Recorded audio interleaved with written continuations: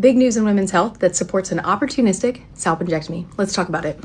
This article that was released in JAMA this week shows is that serous ovarian cancer is significantly decreased when we do an opportunistic salpingectomy. This article looked at patients that had opportunistic bilateral salpingectomies versus those that did not and just had a hysterectomy alone or a tubal ligation. Salpingectomy is when we remove the tubes. We started doing opportunistic bilateral salpingectomies at the time of tubal ligation and with hysterectomy. So we thought that these opportunistic bilateral salpingectomies would help prevent cancer. And that's what this article shows.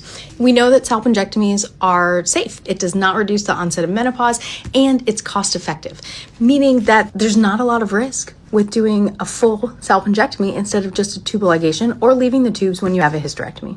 The data is remarkable though. It shows that there was nearly an 80% reduction risk for serous ovarian cancers when compared to those that just had a hysterectomy, meaning they didn't take their tubes out or they had a tubal ligation alone.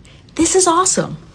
Even more compelling is that pathologists that were reviewing these new cancer diagnoses in patients that have had their tubes removed noted that only about 23% of them were high-grade serous cancers, whereas in about 68% of those that developed ovarian cancer and still had their tubes in place were these high-grade serous cancers, which is very dangerous.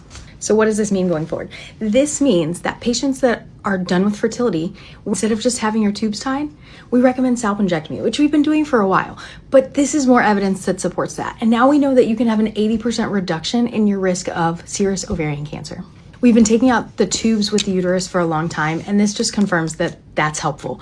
So if you're discussing a tubal ligation with your provider, make sure you ask for a bilateral salpingectomy, which means we remove the actual whole tube. It's more effective at a tubal, and you're going to reduce your risk of ovarian cancer because we know that a lot of this ovarian cancer actually comes from the tubes.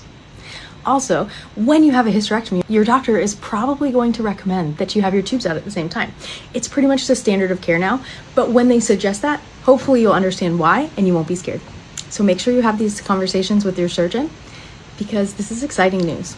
Evidence is evolving and it's helping women. So we need to share this with others and spread the word because opportunistic salpingectomy at the time of hysterectomy or tubal ligation can save lives. Share this with a friend and talk to your gynecologist about this if you're preparing for surgery.